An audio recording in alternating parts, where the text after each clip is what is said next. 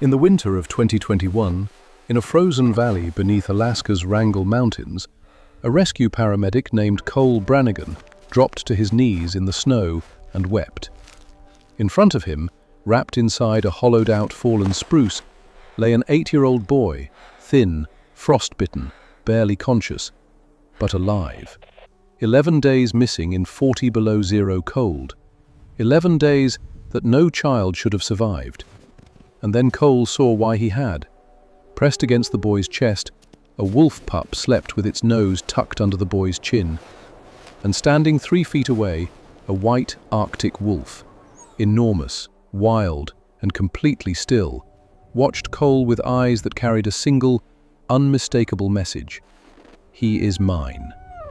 What happened over those 11 days, how a desperate child and a wild wolf found each other in the most unforgiving place on Earth, is a story you will never forget. If stories like this touch something deep inside you, consider subscribing. This channel exists to tell stories that deserve to be remembered. Now, let's go back to the beginning. 14 months before that rescue, Ethan Callaway had a mother. Her name was Lily. She was 31 years old, had copper-red hair that she always tied in a loose braid, and she smelled like pine soap and cinnamon. That was the detail Ethan held onto the tightest. Not her face, which was already beginning to blur around the edges in his memory, but the smell. Pine soap. Cinnamon. Every night before bed, she would sit at the edge of his mattress, press her lips to his forehead, and whisper the same 3 words. Not, "I love you," though she said that too. The 3 words were, "You're my brave." It was their thing, their private language. And for 8 years, those words had been enough to make Ethan believe that nothing in the world could hurt him. Cancer took her in December of 2019. Pancreatic, stage 4 by the time they found it. Lily Callaway was gone within 9 weeks of the diagnosis, and the world she had built around her son, warm, safe, full of whispered promises, collapsed overnight. Ethan didn't cry at the funeral. He stood in his too big black coat, holding a drawing he had made of a wolf, and watched them lower his mother into the frozen ground. He was 7 years old, and something in his eyes that day, something the neighbors noticed but couldn't name, had already changed. The man who stepped into the gap was Hank Greer. Hank had married Lily 2 years before the diagnosis. He was a pipeline maintenance contractor. Thick hands, broad shoulders, a voice like gravel dragged across asphalt. He wasn't a monster. That was what made it complicated. He wasn't the kind of villain you could point at and say, "There, that's the bad guy." He was something worse. He was indifferent. After Lily died, Hank looked at Ethan the way a man looks at furniture left behind by a previous tenant. Something he hadn't asked for, didn't want, but couldn't be bothered to remove. He kept Ethan federal, kept the cabin heated, enrolled him in the small rural school 40 minutes down the mountain road. On paper, he was doing the minimum. But the minimum is a cold place for a child to live. The cabin sat at the end of a dirt road outside the town of Nebezna, deep in the Wrangell-St. Elias region, population 11. The nearest grocery store was an 1.5-hour drive. The nearest hospital, over 2 hours. In winter, the road was often impassable, and the world shrank to the cabin, the woodpile, and silence. Hank worked long shifts and came home smelling like diesel and something sharper, whiskey, though Ethan didn't have a word for it yet. On good nights, Hank ate dinner, watched television with the volume too loud, and fell asleep on the couch. On bad nights, and there were more bad nights as the months dragged on, Hank's voice turned into something Ethan could feel in his ribs. "Stop looking at me like that." I said, "Sit down." "You want something to cry about?" The scar on Ethan's left eyebrow came from a Tuesday night in October. Hank told the school it was a fall on the ice. Ethan told them the same. He had learned, with the quiet, terrifying intelligence that abused children develop far too early, that telling the truth was more dangerous than the lie. So he repeated it. "I fell on the ice," and the teacher looked at him a moment too long, and then looked away. That was the world Ethan Callaway lived in by February of 2021. He was 8 years old. He weighed 52 pounds. He had his mother's copper hair, dark brown eyes that always seemed to be watching, and a school notebook filled with drawings. Every drawing was the same subject: wolves, white wolves. He drew them running through snow. He drew them standing on ridges beneath the northern lights. He drew them curled around their pups. His teacher, Mrs. Hardin, once asked him why he always drew wolves. Ethan had looked at her with those two old eyes and said, "Because they protect their family." Mrs. Hardin didn't ask again. On the night of February 14th, 2021, a date that the search reports would later confirm, the temperature outside the Greer cabin dropped to -37 degrees. Wind chill pushed it further, into the -40s. It was the kind of cold that didn't just bite, it swallowed. The kind of cold where exposed skin begins to freeze in under 5 minutes, where the air itself feels like broken glass in your lungs. Inside the cabin, Hank was drinking. Not casually, not socially. He was drinking the way a man drinks when he's given up pretending it's anything other than what it is. A slow, deliberate march toward numbness. He sat at the kitchen table, a bottle of Jim Beam in front of him, the television flickering shadows across the wall. Ethan was in his room, door closed. He could hear the television, he could hear the clink of the glass. He could hear the silence between drinks, which was somehow louder than everything else. And then he heard the chair push back. Footsteps. Heavy. Slow. Coming down the hall. Ethan's heart began to pound. He pulled his blanket up to his chin. His fingers gripped the edge so hard his knuckles turned white. He stared at the door. The footsteps stopped outside. The handle turned. And Hank stood there, filling the doorframe, swaying slightly, his eyes bloodshot and unfocused. "You left the light on in the bathroom again." Ethan's voice was barely a whisper. "I'm sorry." "You're sorry." Hank repeated the word like it was something rotten in his mouth. "Your mother was sorry too. Sorry she got sick. Sorry she left me with—" He stopped, but the sentence didn't need to be finished. Ethan heard the rest of it in the silence. "Sorry she left me with you." What happened next took less than 4 seconds. Hank stepped forward. His boot caught the edge of Ethan's backpack on the floor. He stumbled. His hand shot out to steady himself and struck the small wooden shelf above Ethan's bed. The shelf that held 3 things: a flashlight, a pine cone Ethan had painted gold, and a framed photograph of Lily Calloway. The frame hit the floor and shattered. Hank looked down at it. Ethan looked down at it. And something shifted. Not in Hank, in Ethan.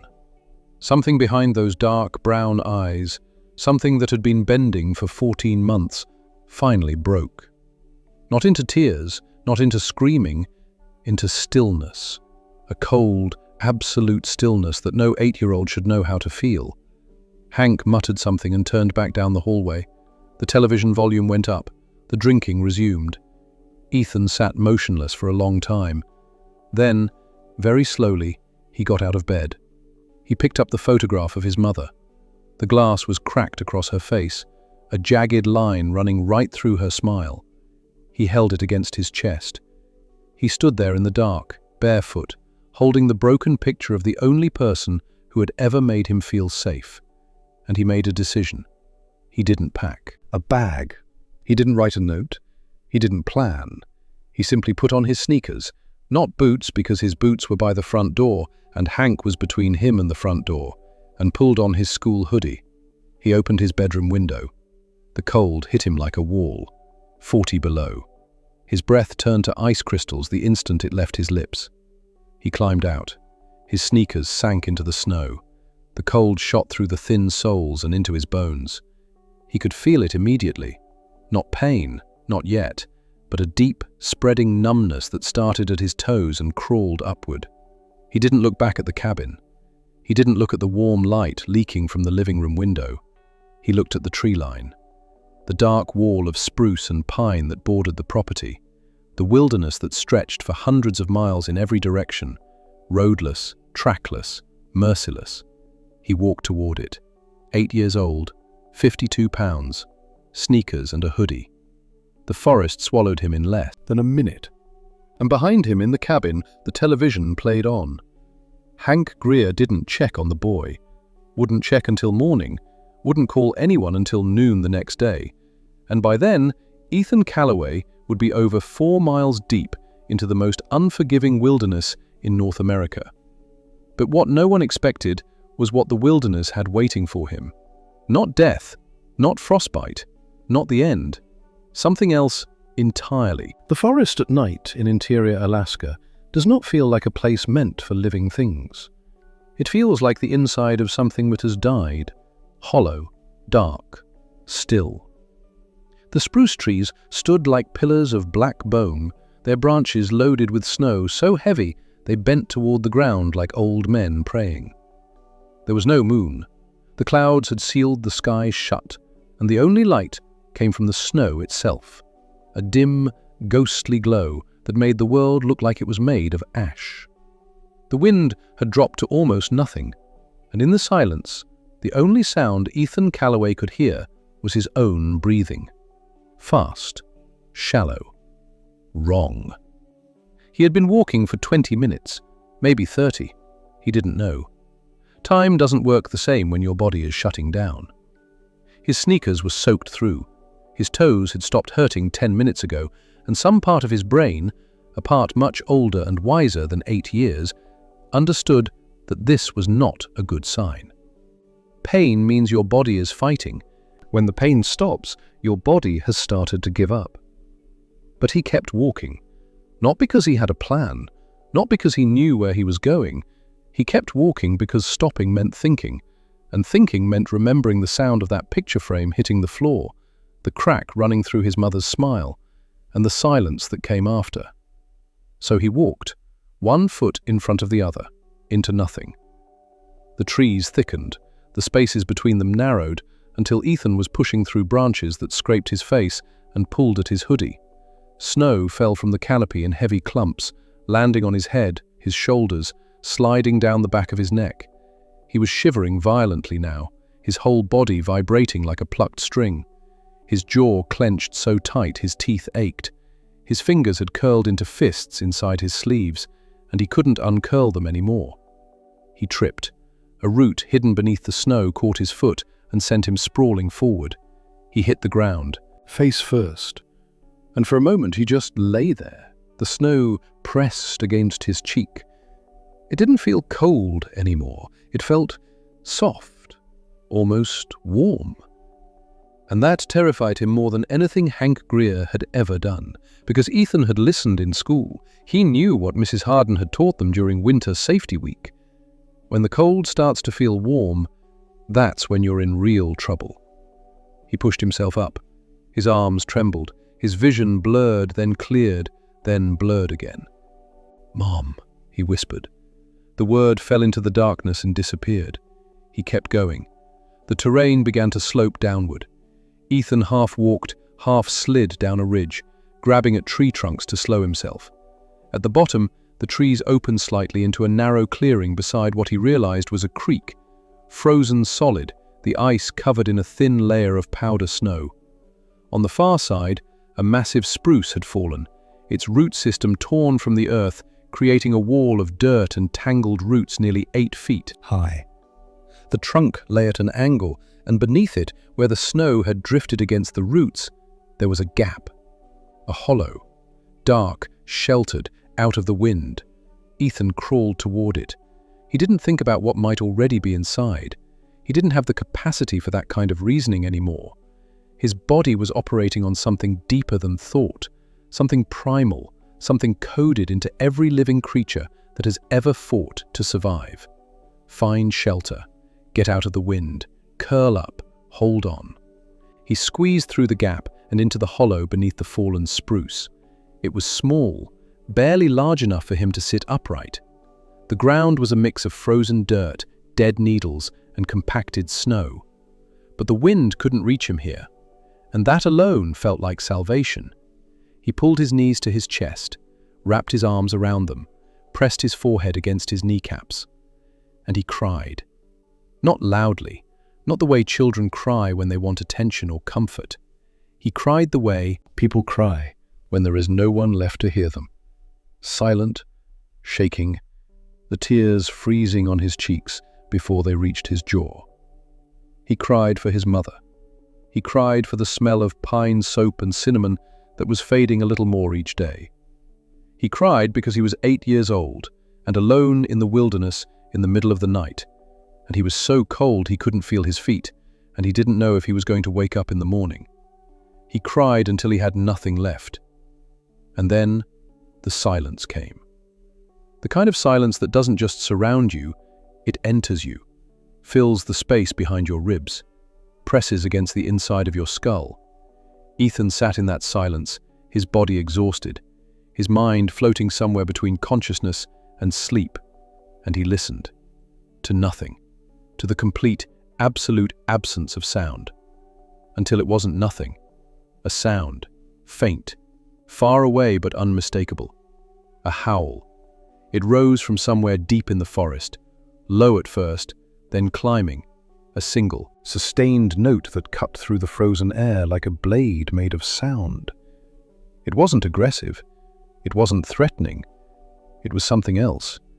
Something Ethan felt in his chest before his ears fully processed it. The howl carried a weight to it, a loneliness, a searching quality, as if the creature making it was calling out to something it had lost and refused to stop looking for. Ethan's breath stopped. He pressed his back against the dirt wall of the hollow and stared out through the gap. The howl faded. Silence returned. His heart hammered against his ribs. Then, closer now, a second howl. Same voice, same note, but nearer, much nearer. And then a sound that wasn't a howl. Footsteps, soft, padded, the almost silent compression of snow under something heavy and careful. Moving through the trees, moving toward the creek, moving toward him. Ethan couldn't move, couldn't breathe. The footsteps stopped. He could feel it, a presence on the other side of the root wall. Something large, something alive, something standing less than 10 feet from where he sat, curled in the dark. His fingers dug into his own arms, his jaw locked. Every cell in his body screamed at him to run, but his legs wouldn't respond. They had nothing left to give. A shape moved into the gap. Ethan saw the legs first, white, thick fur, massive paws that spread wide on the snow. Then the chest, broad, deep, dusted with powder. Then the head lowered, and 2 amber eyes looked directly into the hollow, directly at him. The wolf was enormous. Even from his position on the ground, Ethan could tell this was not a dog, not a coyote, not something that could be mistaken for anything domesticated. This was wild, purely, completely, unmistakably wild. The white fur was thick, almost luminous against the darkness, and the amber eyes caught what little light existed and held it, twin points of gold floating in the black. The wolf didn't growl, didn't bare its teeth. It simply looked at him. And Ethan, 8 years old, hypothermic, terrified, alone, looked back. What would you do in that moment? A child, freezing, exhausted, staring into the eyes of a wild predator in the Alaskan darkness. Would you scream? Would you run? What Ethan did next is something that researchers and wildlife experts would debate for years. He did nothing. He sat perfectly still, his breath coming in thin, white clouds, and he held the wolf's gaze. Not out of courage, not out of strategy. He held it because somewhere, in a place beneath fear and logic and the survival instincts screaming inside his skull, he recognized something in those amber eyes. He had seen it before, in the mirror, every morning for 14 months. Loneliness. Something in the wolf's gaze was searching, not hunting, not calculating, searching. The way a creature searches when it has lost something essential and cannot understand why the world continues without it. 1 second, 2 seconds, 5 seconds, 10. The wolf lowered her head, slowly. Not a crouch, not a preparation to strike, a slow, deliberate lowering, the way a mother lowers her head to check on a sleeping child. Her nose extended toward the gap, toward Ethan, close enough that he could see the moisture on her nostrils, the fine white whiskers above her muzzle, the tiny crystals of ice clinging to her fur. She inhaled. One long, deep breath, taking him in, reading him in a language older than words. Ethan's hand moved. He didn't decide to move it. It simply rose, trembling, frozen, the fingers barely able to open, and extended toward the wolf's muzzle. The gap between his fingertips and her nose was less than 3 inches. The wolf didn't flinch. She held perfectly still, those amber eyes locked on his, and she let the boy's fingers close the distance.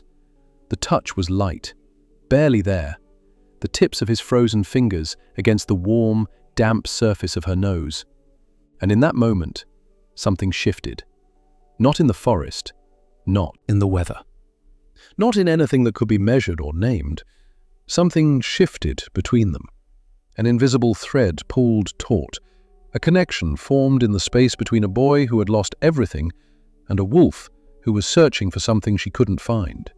Ethan exhaled, a long, shuddering breath that carried 14 months of grief with it. "Hi," he whispered. The wolf blinked, slowly. And then she did something that would have made any wildlife biologist question everything they thought they knew about Arctic wolves. She lay down. Right there, in the snow, at the entrance of the hollow, she lowered her massive body to the ground. She tucked her legs beneath her. She curled her tail around herself. And she positioned her body so that it blocked the gap entirely, a wall of white fur between Ethan and the night. The wind could no longer reach him. The cold retreated 1 degree, then 2. Ethan stared at the wolf's back, at the rise and fall of her breathing, at the warmth, actual, physical warmth, radiating from her body into the tiny space of the hollow. His eyes burned. He didn't understand it. He couldn't explain it. But for the first time in 14 months, Ethan Calloway did not feel alone. He pressed his back against the dirt wall, pulled his knees tighter to his chest, and listened to the wolf breathe. And somewhere out in the darkness, carried on the frozen wind, another sound reached him. Faint, fragile, almost imagined. A tiny whimper, high-pitched, coming from somewhere deeper in the forest. The wolf's ears twitched, and the real story was only just beginning. The whimper came again, thin, fragile, the kind of sound that barely survives the air it travels through, like a thread of silk stretched across a canyon, trembling on the edge of snapping. Ethan heard it, but only barely. His body had entered that dangerous twilight between consciousness and sleep, where sounds arrive muffled, distant, wrapped in cotton. But the wolf heard it with absolute clarity. Kaya's head lifted, her ears rotated forward. 2 white triangles locked onto the direction of the sound. Her nostrils flared, her body tensed, and for one terrible moment, Ethan felt certain she was going to leave. That this impossible warmth, this impossible presence, was about to stand up and disappear into the forest, and he would be alone again. Alone in the cold and the dark and the silence that was worse than either. He reached out. His hand, stiff, numb, barely functional, found the thick fur along her back. He didn't grab. He didn't pull. He simply rested his fingers there, in the warmth between her shoulder blades, and held on. The wolf turned her head and looked at him. Those amber eyes. In the faint snow glow filtering through the roots above, they were almost golden, steady, ancient, carrying an intelligence that went beyond anything Ethan had encountered in the human world. She held his gaze for 3 long seconds. Then she made a sound. Not a growl, not a bark, a low, throaty rumble that vibrated through her entire body and into Ethan's fingertips. It was the closest thing to a voice she had, and though Ethan couldn't translate it, he understood it perfectly. "Wait here." She stood, shook the snow from her fur, and moved through the gap, out of the hollow, into the night. Ethan watched her white form dissolve into the darkness between the trees. Within seconds, she was gone. The cold rushed back in, not gradually but all at once, as if it had been waiting at the door the entire time. His body seized. His teeth began to chatter so violently, he bit the inside of his cheek and tasted blood. He He pressed himself into the corner of the hollow and wrapped his arms around his knees and started counting. 1, 2, 3, 4. A technique his mother had taught him during thunderstorms. Count. Focus on the numbers. Not on the dark, not on the noise. Just count. 17, 18, 19. The forest was silent. Nothing moved. The wind pushed snow through the gap in soft, hissing waves. 41, 42. His counting slowed. His eyelids drooped. The cold was pulling him down now, not with violence but with a terrible gentleness, a slow, soft gravity that whispered, "Just close your eyes, just for a second, just rest." 63, 60, 4. A sound. Pause on snow, fast, deliberate, coming closer. Ethan's eyes snapped open. The white shape reappeared in the gap. Kaya, but different now. Her head was lowered, her posture careful, and in her mouth, held with a gentleness that seemed impossible for a jaw capable of crushing bone, was something small, something white, something alive. She stepped into the hollow and lowered her head to the ground. The pup tumbled softly from her mouth onto the frozen dirt between Ethan's feet. It was tiny, no larger than a man's shoe. Its fur was pure white, still carrying the downy softness of the very young, and its eyes, barely open, unfocused, a milky blue-grey that hadn't yet decided what color they would become, blinked against the sudden change in surroundings. Its legs were unsteady, its ears were still folded, and it was shivering. Ethan stared at it. The pup stared back, or tried to. Its gaze wandered, unable to lock onto anything, and then it opened its mouth and let out a sound so small and so helpless that it cracked something open inside Ethan's chest. A mewling cry. Not the whimper he'd heard from the distance. This was closer, more desperate. The sound of a creature that was cold and hungry and afraid, and had no way to say so except this one thin note. Ethan's hands moved before his mind gave permission. He reached down, scooped the pup up, and pressed it against his chest, inside his hoodie, against his skin. The pup's body was a small, trembling engine of warmth, its heartbeat so fast it felt like a hummingbird trapped beneath paper. Ethan could feel every rib, every fragile bone, every frantic thrum of that tiny, fighting heart. He held it tighter. "It's okay," he whispered. "I've got you." Kaya watched. She stood at the entrance of the hollow, her amber eyes fixed on the boy holding her pup, and she did not move, did not growl, did not bare her teeth. She watched the way a mother watches someone hold her child for the first time, alert, evaluating, ready to intervene, but sensing something that told her it was safe. That this small human creature, shivering and broken and half-frozen, was not a threat. He was something else. Something like her. She lay back down in the gap, blocked the wind again, curled her tail around herself, and rested her chin on her front paws, her eyes half closed but still watching, still guarding. Inside the hoodie, the pup stopped shivering. Its tiny body relaxed, its mewling faded. It pressed its nose against Ethan's collarbone, found the warmth of his neck, and burrowed in. Within minutes, it was asleep. Ethan felt the tiny heartbeat flutter against his chest. He closed his eyes, not to sleep, though sleep was hunting him with relentless patience, but to feel, to hold this single, impossible moment in his mind and keep it there. A wild wolf had brought him her pup, had placed her child in his hands, had trusted him with the most precious thing she had in the world. No one had trusted Ethan with anything in 14 months. His throat tightened, his eyes burned. He pressed his cheek against the top of the pup's head and breathed in. It smelled like snow and earth and milk and something wild that had no name. And beneath that, beneath everything, warmth. Simple, animal, undeniable warmth. The kind that keeps things alive. 37 miles to the southeast.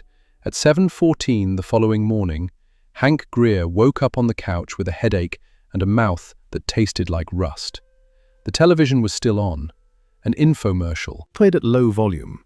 A woman demonstrating a vegetable slicer with mechanical enthusiasm. The Jim Beam bottle on the kitchen table was empty. Grey morning light pushed through the windows, flat and lifeless. Hank sat up, rubbed his face, walked to the bathroom, walked to the kitchen, poured coffee, drank it standing, staring at nothing. It was 7:38 when he walked past Ethan's door and noticed it was open. He looked inside. Empty bed. Covers pulled back. Window open. Snow on the floor beneath the sill. A small drift, maybe 3 inches, where the wind had pushed it through the gap overnight. Hank stared at the open window for 11 seconds. This detail would later be established by the cabin's security camera timestamp, a motion-activated unit mounted above the front door that also captured a partial view of the hallway. 11 seconds of staring before he moved. 11 seconds of calculation that a jury would eventually examine frame by frame. Then he closed the window. He closed the window, walked back to the kitchen, and poured more coffee. He didn't call anyone for 4 hours and 26 minutes. At 12:04 p.m. on February 15th, Hank Greer finally dialed the Alaska State Troopers and reported his stepson missing. His voice on the recorded call was flat, controlled. The dispatcher noted it in her log. Caller showed minimal distress. When asked when he had last seen the boy, Hank said, "Last night, before bed, maybe 9 o'clock."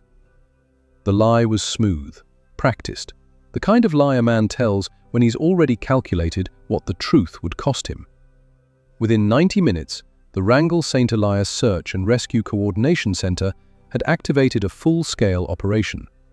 Team lead, Cole Brannigan, 34 years old, 11 years in mountain rescue, a quiet man with steady hands and a reputation for never leaving a search until it was finished. Cole had pulled 17 people out of the Alaskan wilderness in his career, 12 alive, 5 dead. He knew what the cold could do to an adult body in 24 hours. He knew what it could do to a child in far less. When the briefing came through, 8-year-old male, missing since approximately the previous evening, temperatures overnight hitting -40, no winter gear, no supplies. Cole felt something tighten in his stomach. He had a daughter. She was 7. He didn't say anything about that. He studied the map. He organized the grid. He assigned the teams. But his hands weren't quite steady when he zipped up his jacket. The search began at 1:47 p.m. 4 ground teams, 2 helicopter units, 11 volunteers from Nebezna and the surrounding communities. Tracking dogs were requested but wouldn't arrive until the following morning. The nearest K9 unit was in Anchorage, and weather conditions were grounding most flights. They had a search radius based on standard calculations for a child Ethan's age and size. Maximum 5 to 6 miles from the cabin, assuming he traveled through the night before the cold stopped him. But the terrain complicated everything. The Wrangell St. Elias Wilderness is not a park. It is not a trail system. It is the largest protected wilderness in the United States. Over 13 million acres of mountains, glaciers, rivers, and forests so dense that a man can walk 10 feet off a trail and vanish completely. Finding a 52-pound boy in that vastness was not a search. It was a prayer. And as the teams fanned out into the forest, calling Ethan's name into the frozen air, the boy they were searching for was nearly 5 miles away, curled beneath a fallen spruce tree, holding a wolf pup against his heart, guarded by a creature that the search teams would have considered one of the most dangerous animals in the region. But the most shocking part hadn't happened yet, because Ethan wasn't just surviving. He was about to do something that no one, not the rescuers, not the wildlife experts, not anyone who would eventually hear this story, could have predicted. When Ethan opened his eyes, the world had changed color. The blackness of the night was gone. In its place, a pale, silver-gray light filtered through the tangled roots above him. Morning, though not the kind of morning that brings warmth or comfort. Alaskan February morning. The light of a sun that barely clears the horizon, that drags itself across the bottom edge of the sky for a few reluctant hours before surrendering again to darkness. It was the color of exhaustion. He didn't know how long he had slept. Minutes, hours. His body felt heavy, waterlogged, as if his blood had been replaced with something thicker and slower. His fingers were still curled against the pup's body inside his hoodie. He could feel it breathing, that rapid, shallow rhythm, the tiny ribs expanding and contracting against his palm. Alive. Still alive. He looked toward the gap. Kaya was gone. The space where her body had been was empty, just an impression in the snow where her weight had compressed it, already filling with fresh powder. The wind was moving again, pushing fine crystals through the opening in stuttering gusts. Ethan stared at the empty space and felt something drop inside his chest. A trapdoor opening. The loneliness came rushing back so fast it nearly choked him. But then he noticed the marks. Paw prints, leading away from the hollow into the trees. And beside them, beside the outgoing tracks, a second set, coming back, overlapping. She had left and returned at least once already while he slept. And at the entrance of the hollow, placed carefully on the frozen ground, was something that stopped his breath. A snowshoe hare, dead, still warm. Its white fur was matted with blood along the neck, where Kaya's jaws had done their work, but the body was intact. Hold. She hadn't eaten it. She had carried it back and placed it at the entrance of the hollow, the way she would have placed food at the mouth of a den. For her pup. For him. Ethan stared at the hare for a long time. He had never seen a dead animal up close.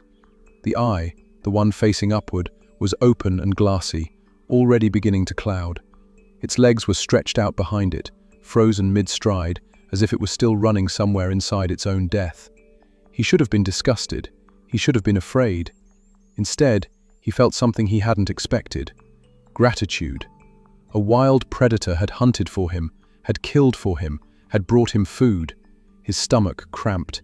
He hadn't eaten since lunch the previous day. A peanut butter sandwich that Hank had left on the counter without a word. That was over 18 hours ago. His body was consuming itself, burning through its meager reserves of fat and sugar with the desperate efficiency of a furnace running out of fuel. He didn't know how to prepare a rabbit. He didn't have a knife. He didn't have fire. But he was 8, not stupid. And hunger has a way of dissolving the distance between civilization and survival faster than anything else. He pulled the hare into the hollow. He used his fingers, clumsy, stiff, aching, to tear at the skin along the belly where it was thinnest. It took a long time. His hands kept slipping. The fur was slick with blood that cooled rapidly in the freezing air. But eventually, he managed to pull back a section of skin and expose the dark red muscle beneath. He didn't think about it. He bit into it. The meat was warm, metallic, unlike anything he had ever tasted. His body responded before his mind could object. Saliva flooded his mouth, his jaw worked, his throat swallowed. He ate with the focused, mechanical intensity of an animal, tearing small pieces and chewing them thoroughly, pausing only when a wave of nausea threatened, and then subsiding. He ate until his stomach stopped screaming. Then he stopped. He saved the rest. Some instinct, or perhaps something learned from the wolf herself, told him that food might not come again soon. He wrapped the remains of the hare in a section of torn skin and tucked it into the corner of the hollow. The pup stirred inside his hoodie, a small squirm, a thin whine. Ethan looked down. The pup's mouth was moving, tiny jaws opening and closing against the fabric of his shirt, searching for something it couldn't find. Milk. It needed milk, and Ethan had no way to provide that. He pressed his hand against the pup's body and felt the ridge of its spine more sharply than before. It was losing weight. Its reserves were even smaller than his own. "Hold on," he whispered. "She'll come back." And she did. Kaya returned 20 minutes later, her white fur ghosting through the trees like a piece of the snowfield come alive. She entered the hollow and immediately went to the pup. Ethan carefully extracted the small body from his hoodie and placed it on the ground between them. Kaya lay on her side, And the pup, guided by smell, by warmth, by an instinct as old as the species itself, crawled to her and began to nurse. Ethan watched. The pup's tiny body pressed against Kaya's belly, its mouth working, its eyes closed, its entire existence narrowed to this single act of feeding. Kaya's eyes were half-lidded, her breathing slow, her massive body perfectly still. She let the pup take what it needed, and Ethan sat 3 feet away, his back against the dirt wall, and watched a mother feed her child. And the ache in his chest was so deep it felt geological, something buried beneath layers and layers of rock that he had placed there himself, 1 stone at a time, for 14 months. He thought of his mother, not the sick version, not the version in the hospital bed with tubes in her arms and shadows under her eyes, the real version, the one who sat at the edge of his bed and whispered, "You're my." Brave. The one who made cinnamon pancakes on Sunday mornings and let him lick the batter from the spoon. The one whose laugh sounded like a window opening. He missed her so much it felt like a physical wound, a hole in the center of his chest that the cold poured through. "I miss my mom," he said. He said it out loud, not to Kaya, not to the pup, not to anyone. He said it to the hollow, to the frozen dirt, to the roots above his head, because he had never said it before. Not once. Not to Hank, who wouldn't have cared. Not to Mrs. Hardin, who would have cared too much. Not to himself, because saying it made it real in a way that keeping it silent didn't.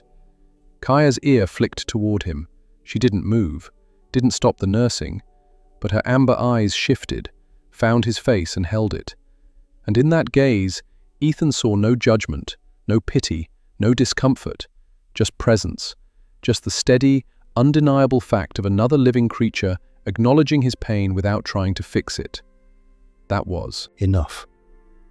3 miles southeast, Cole Brannigan was standing at the edge of a frozen creek bed, staring at the ground and trying to decide whether what he was seeing was real. A footprint. Small. Human. Partially filled with snow but still legible, the unmistakable outline of a sneaker pressed into the frozen mud at the creek's edge. Child-sized. The tread pattern was consistent with a standard athletic shoe, not a boot. And beside it, overlapping, another print, and another, moving downstream into the thicker forest. "Over here!" Cole shouted, his voice cracking in the cold air. "I've got tracks!" His team converged. 4 people in insulated gear, faces raw and red, breath billowing. They studied the prints, measured them, photographed them. The tracks were heading northwest, deeper into the wilderness, away from any trail or road. Cole felt his heart hammering. The boy had been moving. That was both good and bad. Good because it meant he had been alive when he made these prints. Bad because the direction he was heading led into some of the most remote terrain in the region. Steep valleys, dense timber, no cell coverage, no structures, nothing. "How old are these?" one of the team members asked. Cole crouched, examined the snow accumulation inside the prints, checked the edges for wind erosion. 8 to 12 hours, he said.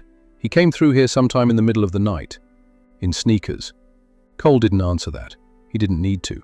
Everyone standing there understood what sneakers meant in 40 below cold.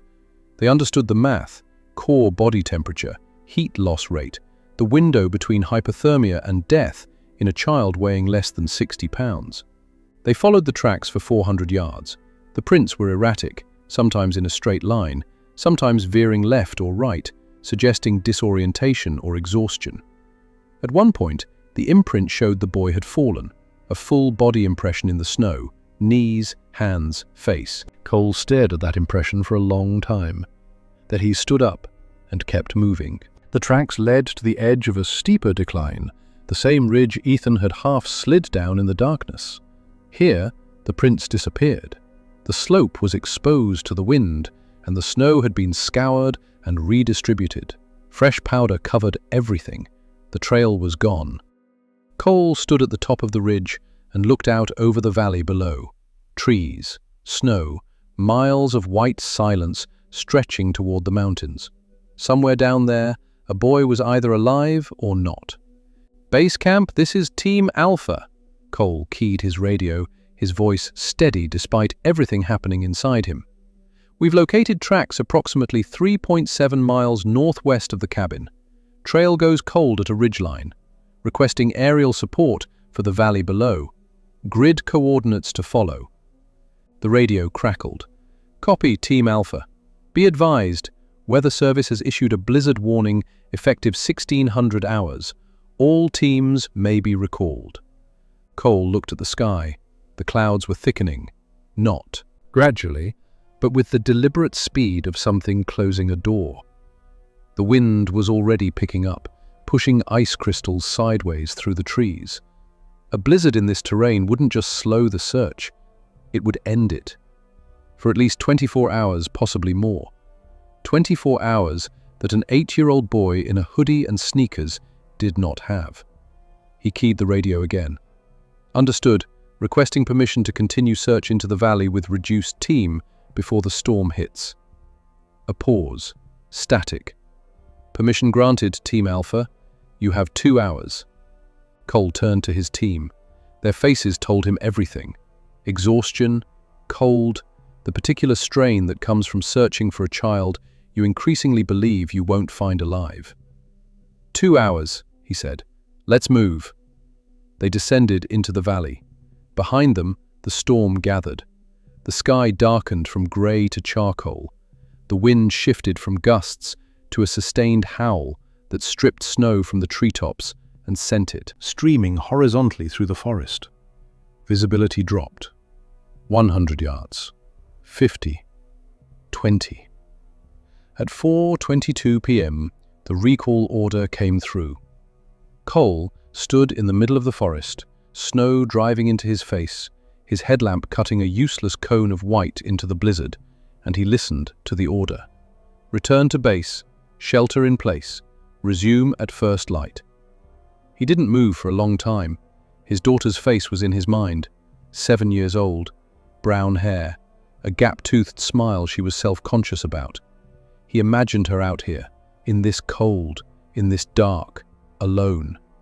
"Cole!" His teammate's hand on his shoulder. "We have to go back." He went back. But he didn't sleep that night.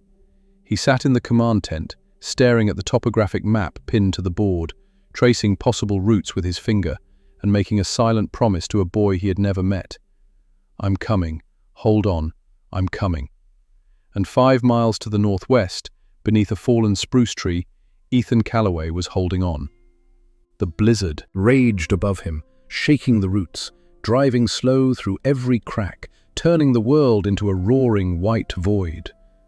But inside the hollow, pressed between the warm body of a wolf and the tiny heartbeat of a pup against his chest, the boy was still breathing, still alive. Just when everything seemed to be falling into place, fate had other plans. Because the blizzard wasn't the only thing moving through the forest that night. Something else was out there. Something that had picked up the scent of blood from the hair. Something that moved low to the ground, with a hunger that the cold only sharpened. And it was getting closer. Ethan smelled it before he heard it, a sharp, musky stench that cut through the clean scent of snow and pine. Heavy, rancid, unmistakable even to a boy who had never encountered it before. It was the smell of something that didn't care about being detected. Something that moved through the world broadcasting its presence like a warning. The pup woke first. It squirmed inside Ethan's hoodie, its tiny body suddenly rigid, and let out a high-pitched whine that was different from the hungry sounds Ethan had grown used to. This was fear. Pure, instinctive, ancestral fear. Hardwired into the pup's DNA long before it had the experience to understand what it was afraid of. Then, Kaya moved. She had been lying in her usual position, blocking the gap, her body a white barricade between the hollow and the world. But now she was on her feet in a single fluid motion, so fast that Ethan barely registered the transition from stillness to standing. Her head was low. Her ears were flat against her skull. Her lips had pulled back, exposing the full length of her canines, white, curved, designed for one purpose. And from her throat came a sound Ethan had never heard her make. A growl. But not like any growl he could have imagined. It started somewhere deep in her chest and built, layered, resonant, vibrating through the ground itself. It was the sound of the boundary being drawn, a line in the snow. Cross it and die. Ethan pressed himself against the back wall of the hollow, the pup clutched to his chest, his eyes wide. Through the gap beside Kaya's legs, he could see the snow beyond the entrance, the dark shapes of trees, and, moving between them, something low and dark. The wolverine emerged from the tree line like a shadow pulling itself free from the earth. It was smaller than Kaya, much smaller, maybe 40 pounds. But size meant nothing with wolverines, and every creature in the Alaskan wilderness understood this. Wolverines had been documented driving grizzly bears off kills. They attacked with a ferocity that defied physics, all muscle and jaw, and a rage that seemed to exist independent of reason. This one was male, dark brown, nearly black, with a stripe of lighter fur along its flanks. Its eyes were small, black, and utterly without hesitation. It had followed the scent of the hair remains, and now it had found something better. It had found a den. The wolverine didn't charge immediately, it circled, moving in a tight arc around the entrance of the hollow, staying just outside the range of Kaya's jaws, its body low, its thick claws leaving deep gouges in the snow. Testing, probing, looking for weakness. Kaya tracked it with her entire body, pivoting, adjusting, never allowing it to get behind her. Her growl was continuous now, a low engine of warning that filled the hollow with vibration. The pup was screaming inside Ethan's hoodie, thin, desperate cries that the wolverine could almost certainly hear. It charged. Fast. Faster than anything that shape and size should have been able to move. It came from the left side, aiming low, going for the legs. The wolverine's classic strategy: disable mobility first, then overwhelm. Kaya met it head-on. She lunged forward and caught the wolverine mid-stride with a snap of her jaws that connected with its shoulder. The impact sent both animals rolling through the snow in an explosion of white powder and snarling fury. Ethan couldn't breathe. He watched through the gap as Kaya and the wolverine separated and clashed again, a blur of white and dark brown, of teeth and claws and sounds that didn't belong in any world Ethan had known before this week. The wolverine was relentless. It twisted free of Kaya's grip, raked its claws across her flank, and lunged again. Kaya caught it by the back of the neck and slammed it into the ground. The wolverine screamed, a horrible guttural shriek, and raked its hind claws along Kaya's chest. Blood appeared on the snow, red on white, Kaya's blood. Ethan's heart stopped. The fight lasted less than 2 minutes, but those 2 minutes stretched into something that felt like hours. Every second was a universe of violence. Every clash of bodies sent snow flying. The sounds, the growling, the shrieking, the wet snap of jaws, filled the forest and echoed off the frozen trees. Then Kaya found her grip. She caught the wolverine by the throat. Not a bite, a lock. Her jaws closed around the thick, muscled neck, and she bore down with the full strength of a 90-pound Arctic wolf protecting her young. The wolverine thrashed. Its claws raked the air, tore at Kaya's face, gouged lines in the snow. But Kaya didn't let go. She held. Tighter. Her amber eyes were open, locked on nothing, seeing nothing except the single imperative burning in every cell of her body. Protect them. The wolverine's movement slowed, weakened, stopped. Kaya held for 10 more seconds. Then she opened her jaws and stepped back. The wolverine lay motionless in the churned, bloodied snow, dead. Silence. The forest held its breath. Kaya stood over the body, her sides heaving, her breath coming in ragged clouds. Blood was running from 3 deep gashes along her left flank and a tear across her chest. Her right ear had a notch where the wolverine's claws had caught it. She was shaking. Not from cold, but from the chemical aftermath of violence, the adrenaline draining from her muscles and leaving tremors in its wake. She turned and limped back to the hollow. Ethan was crying, Not silently this time. The tears came hard and fast, and his body shook with sobs he couldn't control. He had watched a fight to the death 3 feet from where he sat. He had heard sounds that would visit him in nightmares for years.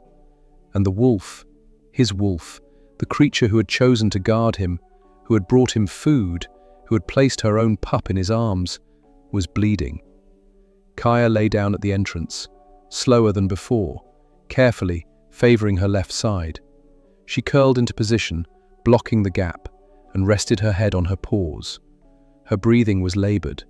The wounds along her flank were deep, the fur matted dark with blood that steamed in the freezing air. Ethan crawled toward her. He placed the pup, still trembling, still whimpering, against Kaya's belly.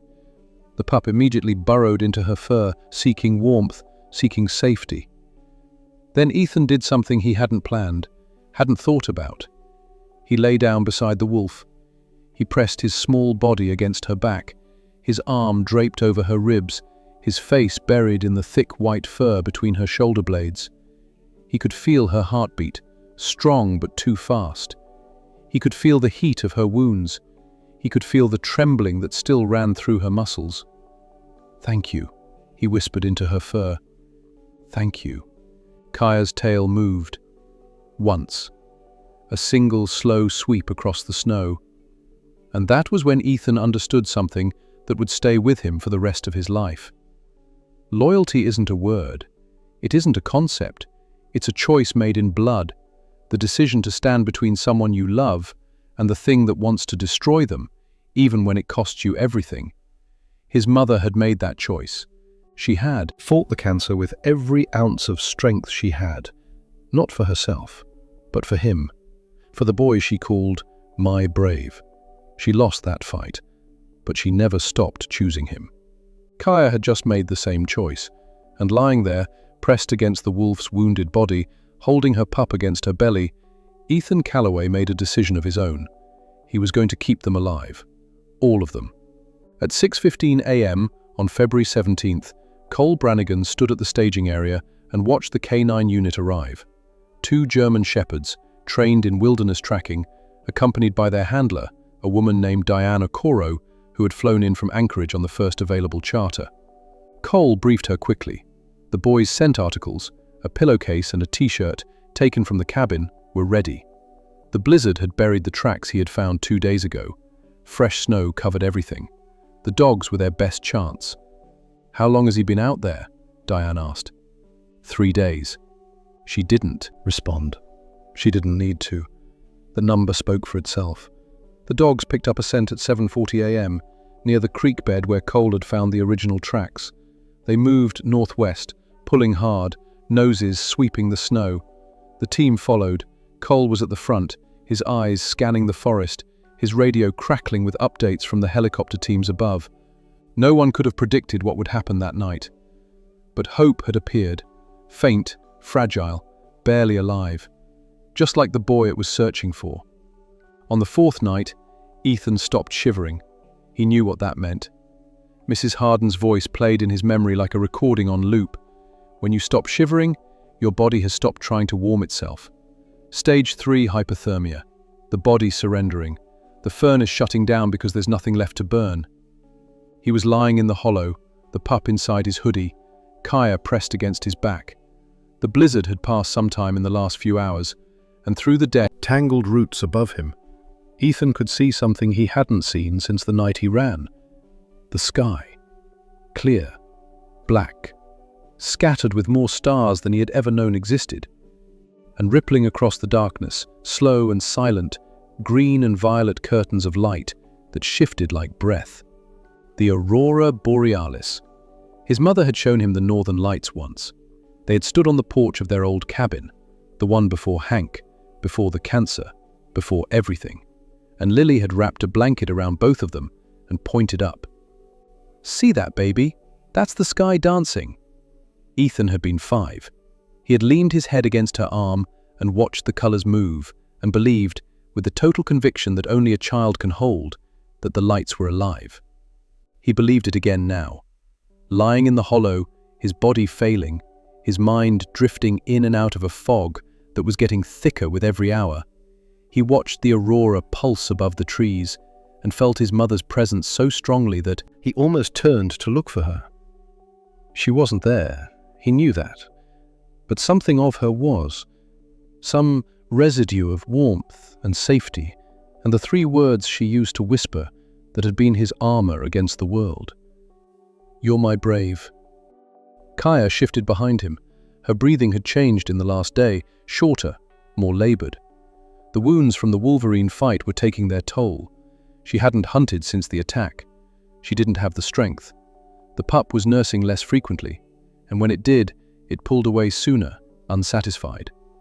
They were all 3 of them running out of time, and Ethan knew it with the clarity that comes when the mind strips away everything non-essential and leaves only the truth. They would not survive another night. He sat up, slowly. Every movement cost him something he couldn't afford. His joints ached, his vision swam. The pup protested the shift with a thin whine and burrowed deeper into his hoodie. Kaya raised her head and watched him with those amber eyes. Dimmer now, the gold fading toward something closer to copper, but still watching. Still present. Ethan looked at her. "I don't know what to do," he said. His voice was hoarse, barely a sound at all, cracked and dry. "I don't know how to help you."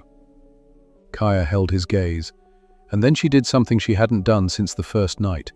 She lifted her head toward the gap in the roots, toward the open sky above the trees, and she howled. It was different from the howl Ethan had heard that first night in the forest. That one had been searching. This one was thinner, weaker. It climbed into the air and broke halfway through, fracturing into silence like a voice that has run out of words. It was the howl of an animal at the edge of its endurance, not calling for a pack, not marking territory, but simply sending itself out into the darkness because that was the only thing left to do. The sound faded. The forest swallowed it. Ethan stared at her, and something in his chest, something beneath the exhaustion, beneath the hypothermia, beneath the grief, ignited. He opened his mouth. He howled. It wasn't a good howl. It was thin and ragged and human and wrong in every way that a biologist would measure. But it came from a place that had nothing to do with technique or anatomy. It came from the same place Kaya's howl had come from, the bottom, the absolute floor of endurance, where the only options left are silence or sound, and sound is the choice to keep existing for one more moment. Ethan howled into the Alaskan night, his head tilted back, his cracked lips open, and the sound that came out of him carried everything. His mother, his father, whoever that was, the broken picture frame, the smell of whiskey and diesel, the cold, the pup's heartbeat, Kaya's blood on the snow. 14 months of silence shattered in a single sustained note that rose through the roots and the trees and the frozen air and climbed toward the aurora. Kaya joined him, her voice found his and wrapped around it, deeper, stronger despite her weakness, the harmonic overtone of a species that has been howling for 10,000 years, their voices braided together, the boy and the wolf, the orphan and the mother, 2 broken creatures sending one sound into the darkness. The howl lasted 12 seconds. It carried over 2 miles through the frozen valley.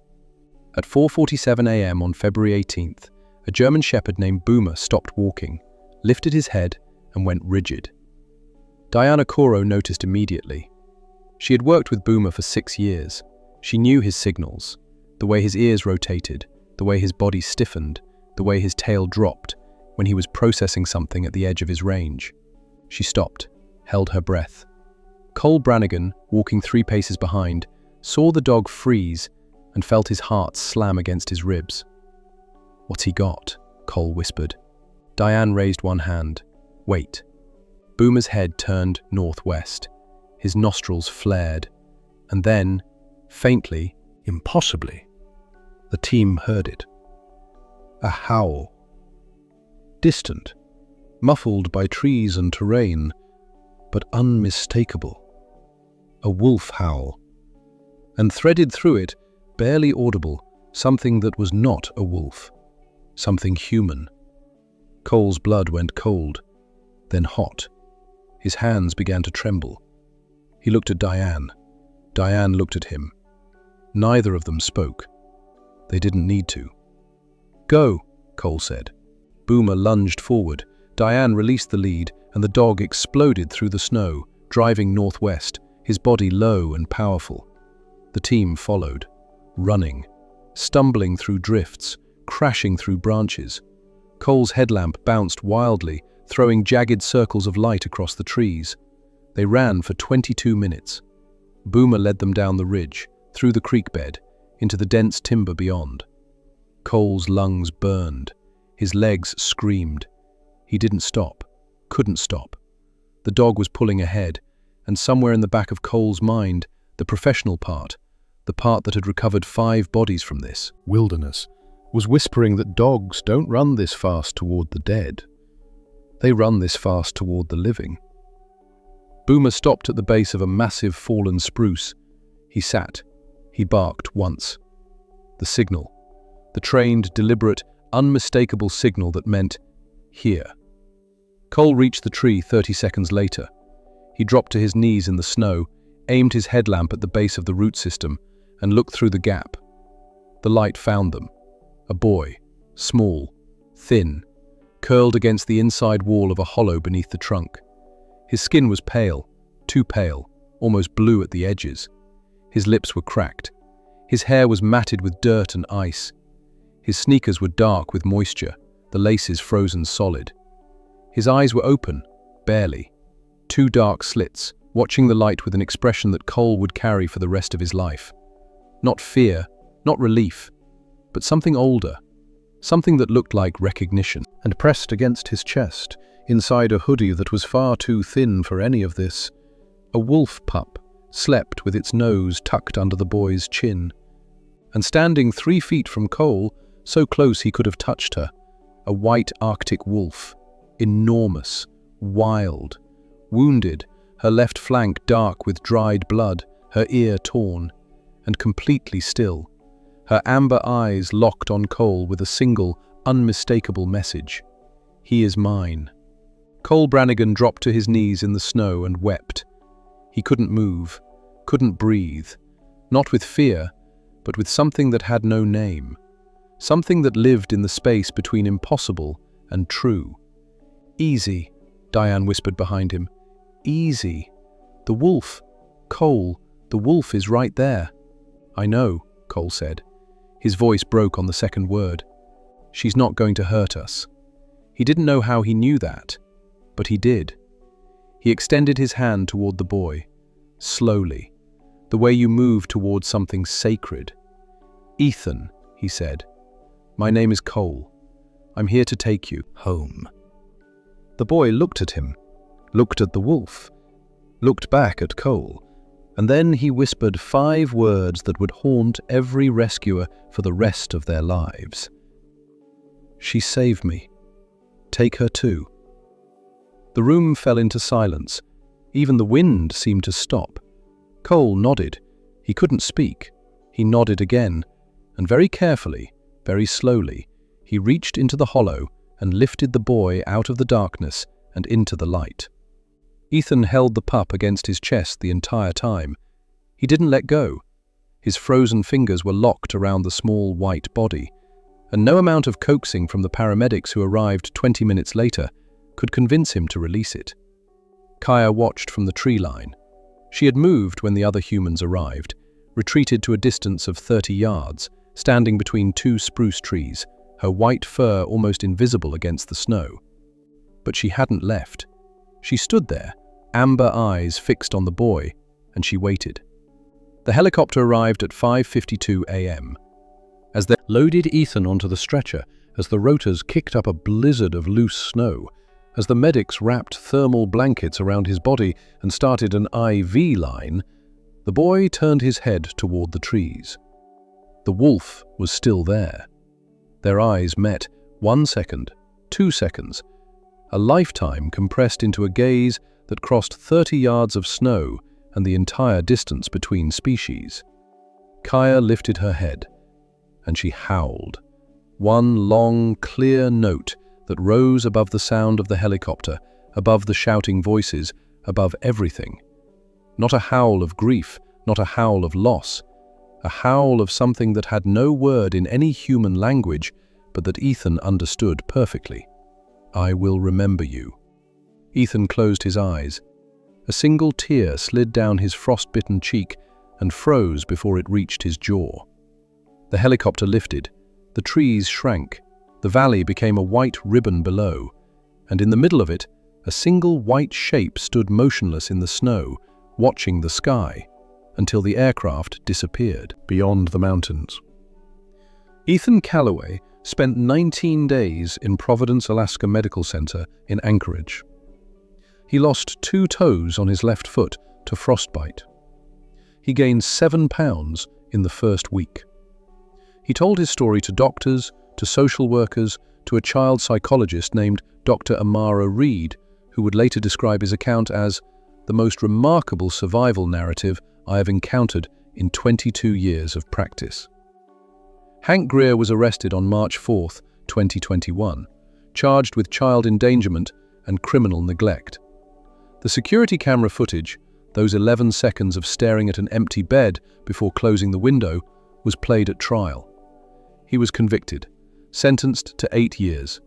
Ethan was placed with a foster family in Fairbanks. Good people, quiet house, a backyard that bordered the edge of the boreal forest. The wolf pup went with him. Alaska Fish and Game made an exception, the first of its kind, after Dr. Reed argued that separating the boy from the animal would constitute additional psychological harm. The pup was placed under a special wildlife rehabilitation permit with conditions. They named her Luna, and Kaya, the white wolf who had guarded a stranger's child through 4 days of 40 below cold, who had fought a wolverine with her body, who had howled into the darkness beside a boy who had no one left, returned to the wild. Tracking data from a collar fitted by a wildlife team showed her moving north through the Wrangell-St. Elias Range into territory where the mountains meet the sky. She was spotted once more, 8 months later, by a bush pilot flying over the Nebezna Glacier, a white wolf standing on a ridge looking south. The pilot didn't think much of it. Wolves stand on ridges, that's what they do. But Ethan, when he heard about the sighting, smiled. And that night, he walked to the edge of his backyard with Luna at his side, and he tilted his head back, and he howled. Somewhere in the distance, maybe real, maybe imagined, maybe something in between, a howl answered. This story teaches us that protection doesn't always come from where we expect it. Sometimes, in our darkest moments, when every human system has failed us, the wild itself reaches out. Not with words, not with promises, with presence, with warmth, with the ancient, unspoken covenant between living creatures that says, "You are not alone." Animals never forget, and neither do the children they save. If this story made you feel something, I'd love to hear from you in the comments. Do you believe the bonds between humans and wild animals can be as deep and real as the bonds between humans themselves? And if you've experienced a connection with an animal that changed your life, tell me about it. Every story deserves to be heard.